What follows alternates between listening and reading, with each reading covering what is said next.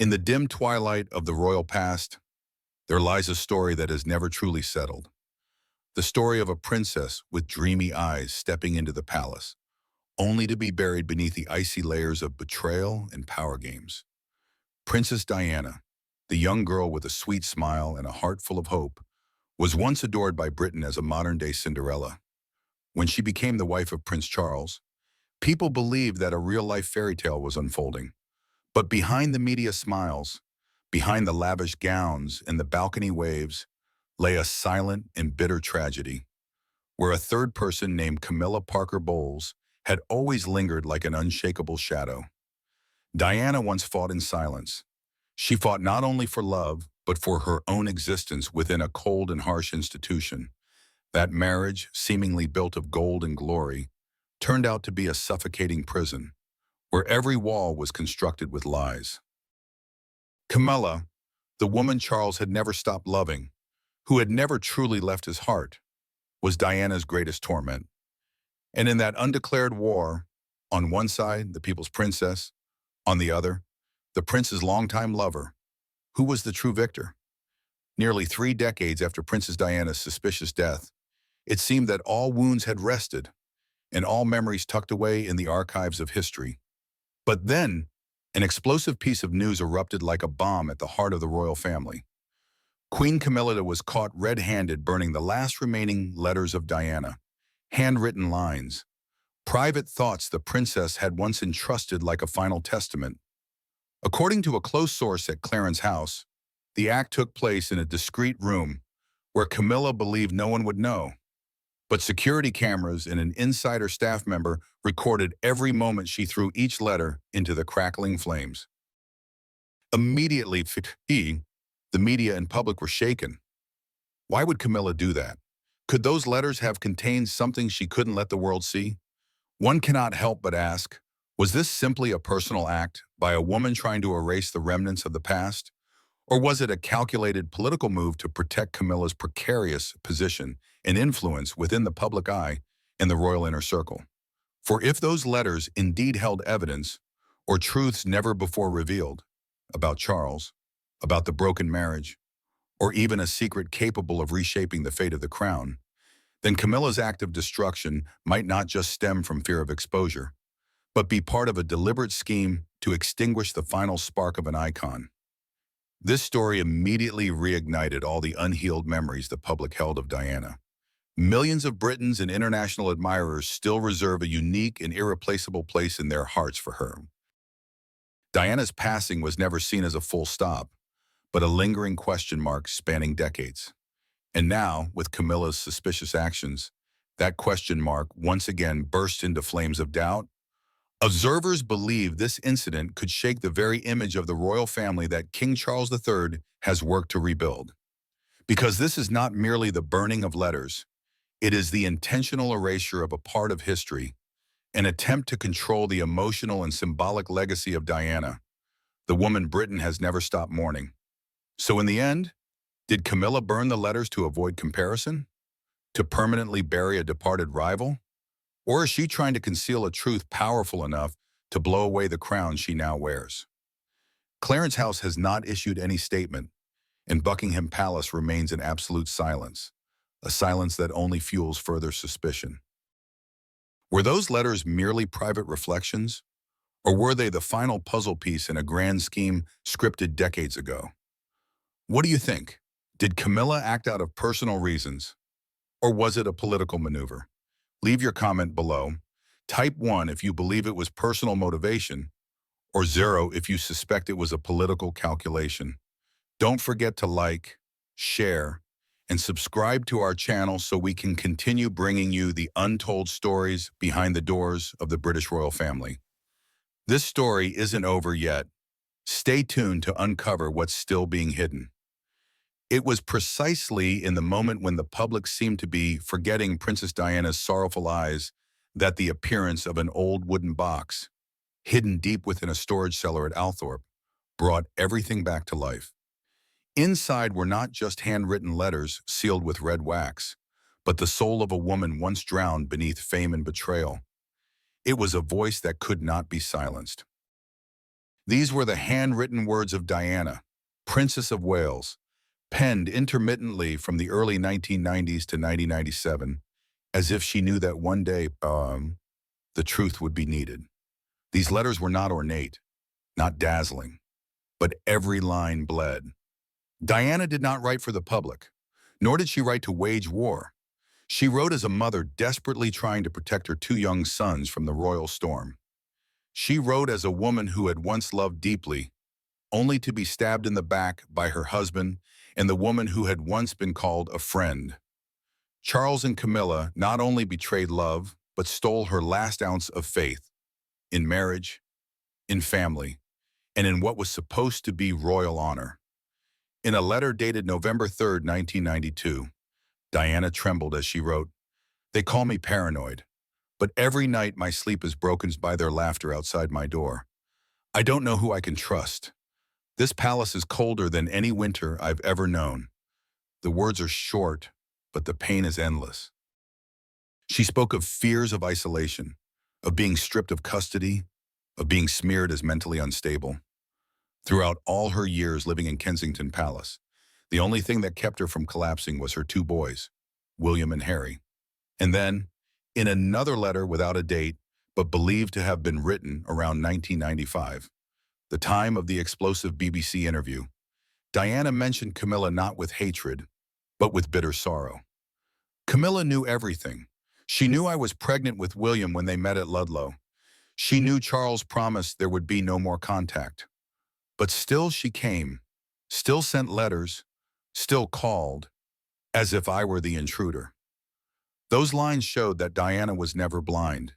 She saw it all, understood it all, yet she chose silence, because she didn't want her children to grow up in hatred. Some other letters revealed something even more unsettling: direct warnings about Camilla's interference in her children's upbringing. Diana wrote, "I do not accept Camilla attending my children's lunches, smiling as though she's a substitute mother. She is not their mother, and she never will be." This wasn't just a warning to Camilla. It was the final resistance of a mother being pushed beyond the borders of her own family. But perhaps what makes these letters so haunting is not their accusations, but the calm sorrow embedded in every stroke of the pen. Diana did not write with resentment. She did not curse Charles or Camilla. She simply wrote to affirm that she had existed, that she had loved, had forgiven, had endured, and was fading away day by day, like a shadow. In one final letter, believed to be written in July 1997, just weeks before the fateful accident in Paris, Diana quietly recorded, "If anything happens to me, remember that I said it first.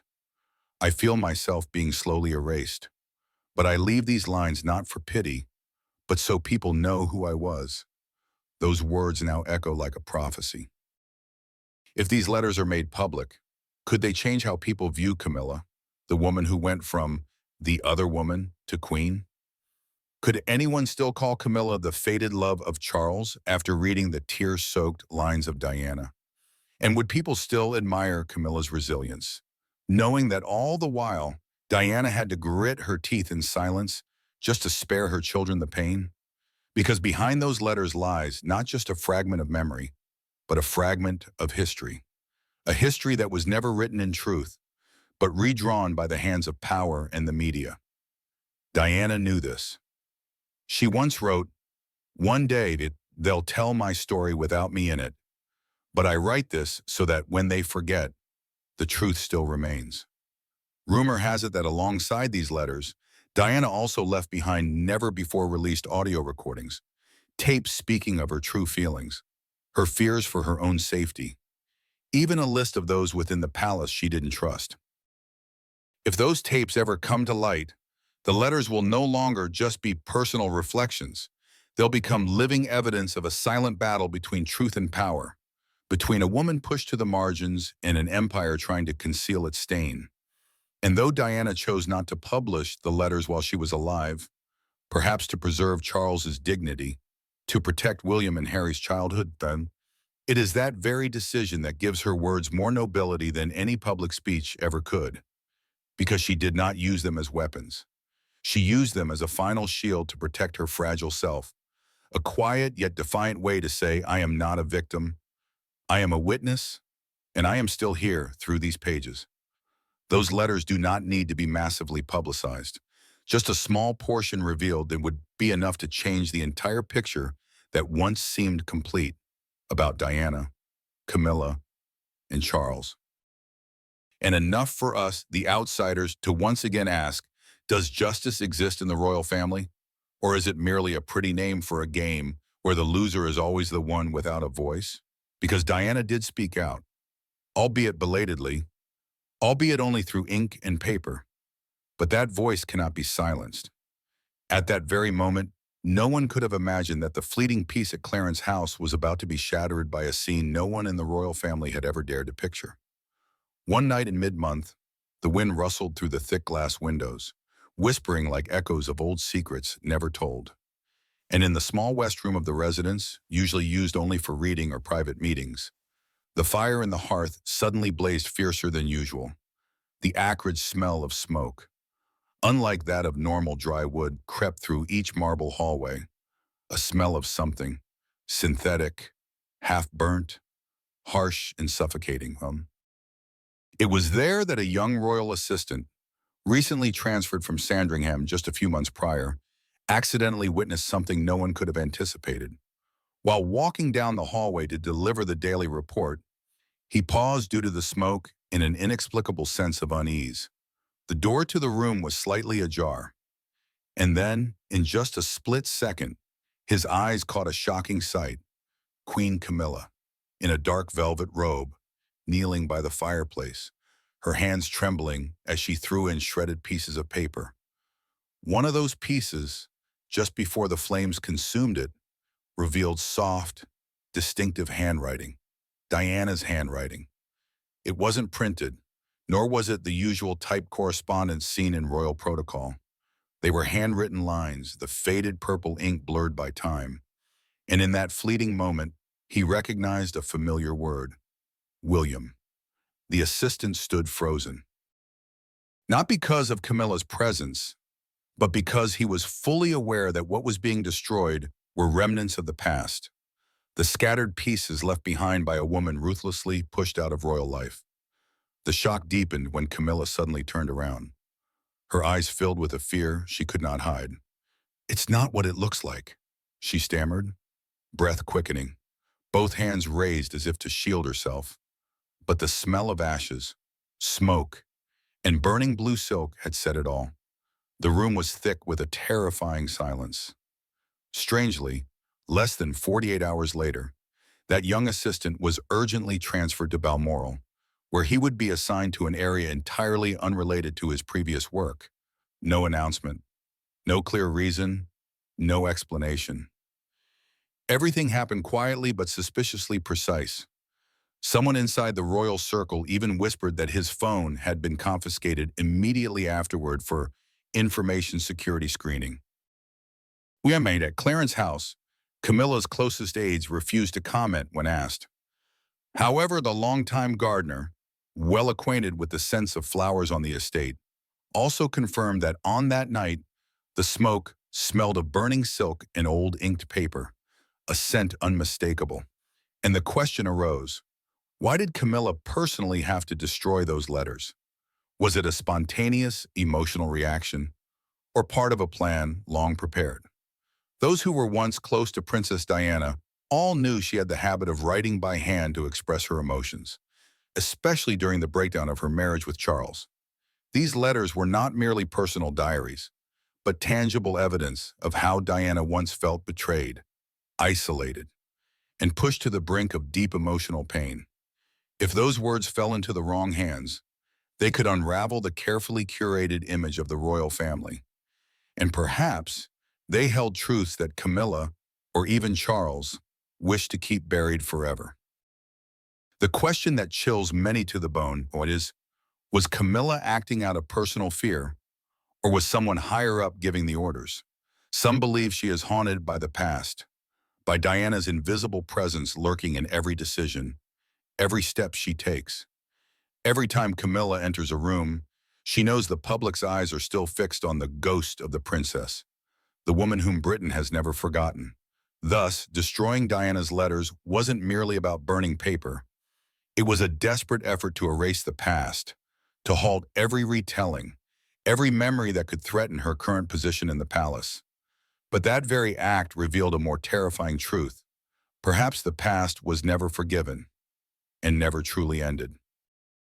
Is this the first time Camilla has done such a thing?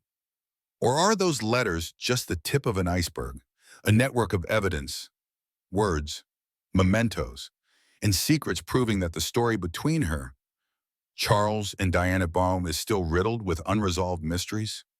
The final question, also the most painful one: if Diana were still alive, would she have forgiven Camilla?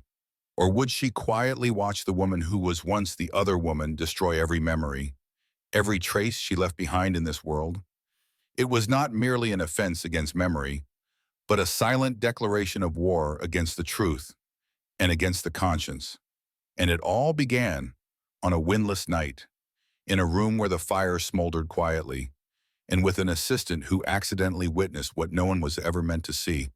Just like a hairline crack that finally splits wide open, Camilla's cruel act of secretly burning the last handwritten letter left by Princess Diana could no longer remain in the shadows. As soon as the truth began to leak, the royal family suddenly plunged into a state of unprecedented chaos. The cold corridors of Buckingham Palace echoed with whispered gossip, suspicious glances cast at one another, and most notably, the chilling, calculated silence of King Charles III. And from that moment on, the crisis spread, not only within the royal family, but also igniting the fragile ties that connected them to the Spencer family. Immediately after the media reported that Diana's letter had been destroyed in a mysterious fire, King Charles canceled all public appearances scheduled for the week, citing health issues and private commitments. But that move only poured more fuel on the fire. The public isn't foolish. The press isn't deaf. And the Spencer family, above all, knew exactly what was being concealed behind that curtain of silence. No apology, no explanation. No one from the royal family stepped forward to reassure the public or clarify the suspicions. It was precisely that coldness and secrecy that caused the public backlash to intensify. People asked, why Diana's letter? Why burn it instead of preserving it? And who gave the order? Charles Spencer, the elder brother who once stood beside his sister's coffin in 1997 and delivered a eulogy that moved the world to tears, has now risen once more, this time to demand justice for Diana's memory. He could not hide his anger. In a statement released shortly after the incident came to light, he emphasized that the deliberate destruction of the letter is an act of betrayal against my sister's memory and legacy. He called for an independent investigation, not overseen by the royal family, to determine who made that decision, for what purpose, and why the Spencer family was never informed. At Althorp, Princess Diana's final resting place, the Spencer family launched a full inventory of all documents, memorabilia, and remaining letters. They feared that it wasn't just one letter that had been destroyed. They began to suspect this might be part of a deliberate scheme to erase everything that remained of Diana's soul, things that could expose the darkest sides of Camilla or even King Charles. But perhaps most shocking of all was the reaction from Diana's two sons, Prince William and Prince Harry. Neither had been informed in advance about the destruction of their mother's letter. It was only when the media began reporting that they learned one of their most sacred memories had been erased, without consent, without permission. William, often seen as the reserved heir to the throne, remained eerily silent this time. Those close to him described him as a man holding both rage and pain in his chest, saying nothing, but with eyes as cold as steel. He didn't want to further fuel the widening rift between him and his father, but that silence carried with it a deep, profound disappointment. Meanwhile, Harry, now living in California, may no longer be bound by royal protocol. Sources close to him said he was devastated and unimaginably angry. He saw it as an unforgivable betrayal, American media even speculated that Harry was considering speaking out publicly, possibly through a speech or a written piece, to defend his mother's honor and seek justice for the burned letter. The situation grew even more complex when it was revealed that Harry had not been in direct contact with his father during these days. Royal insiders disclosed that King Charles had tried to call Harry but received no response. This signaled that the already fragile relationship between father and son was now on the verge of complete collapse. The question remains, why is King Charles staying silent? What is that silence protecting? And whom? Is he trying to shield Camilla, who is suspected of involvement in the decision to destroy Diana's letter? Or was he himself the one who gave the order? In the midst of a nation reeling with suspicion, the king's silence is no longer a symbol of dignity. It has become a burden, a glaring sign of evasion and fear of the truth. And if Charles is indeed remaining silent to protect Camilla, then that very silence could cost him the most precious thing of all, the love and trust of his sons. Because there is one thing everyone knows very well, Diana was not only a symbol of compassion and feminine strength, but she was also the heart of this family. And anyone who touches her memory is playing with the deepest and most dangerous emotions. The fracture within the royal family is no longer something that can be hidden. It's present in every evasive glance, every ambiguous answer, every name deliberately left unspoken.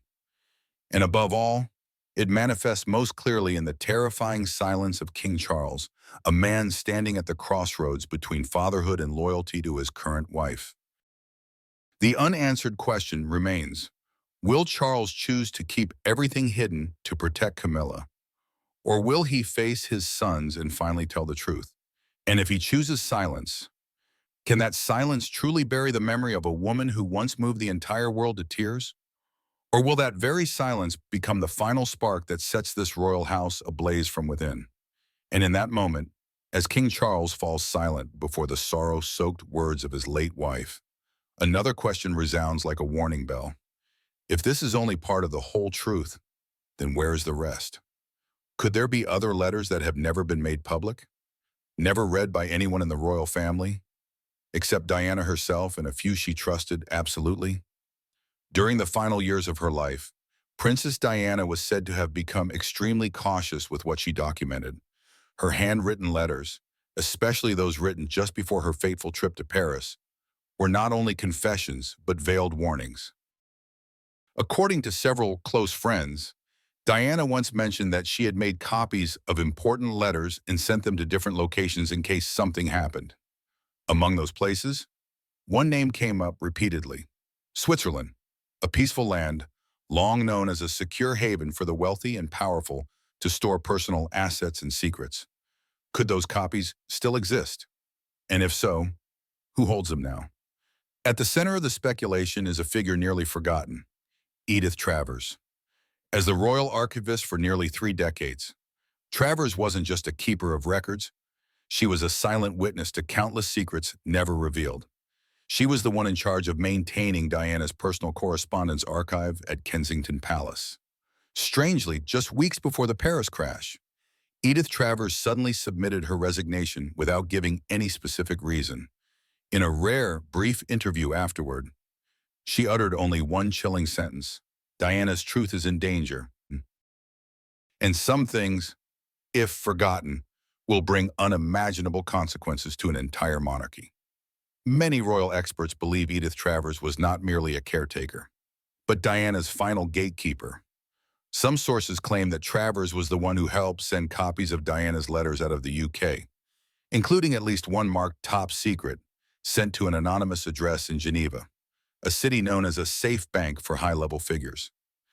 In that letter, Diana not only expressed fear of a staged accident, but also mentioned the relationship between King Charles, Camilla, and a shadowy political power group manipulating the royal family's public image. What makes the situation even more tangled is that after Diana's death, all efforts to retrieve the remaining letters failed. The Spencer family appeared not to possess any copies. Diana's former aides either remained absolutely silent or disappeared from public view.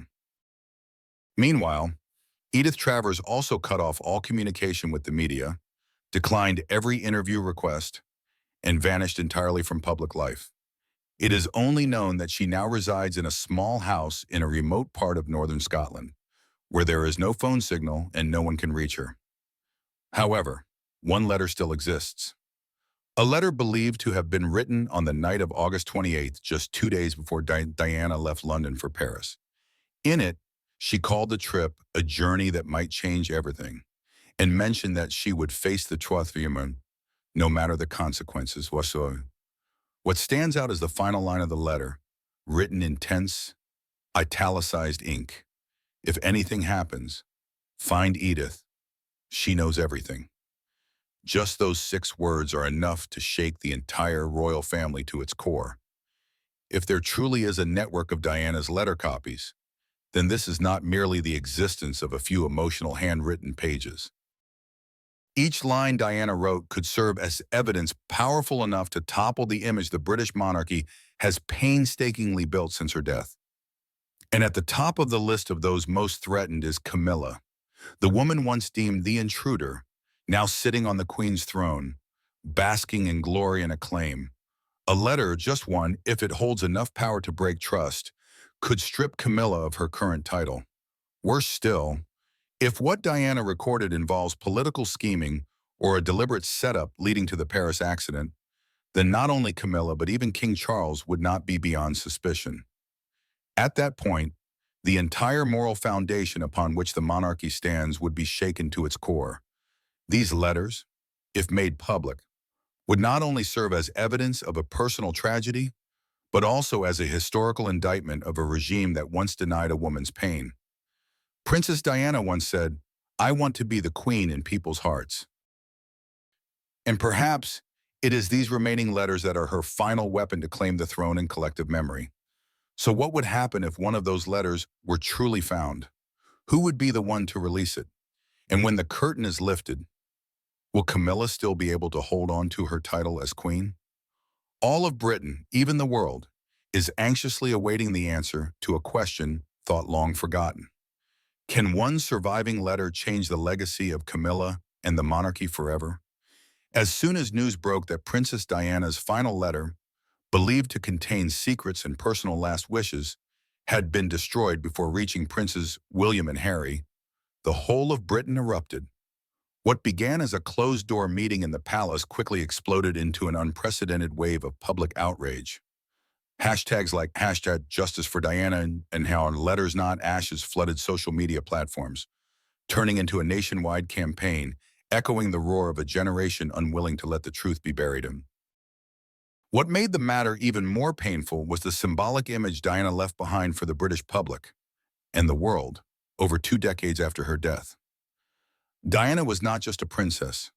She was the first woman into the British royal family to raise her personal voice within a cold and rigid institution. She represented compassion, honesty, and a human desire that transcended palace walls.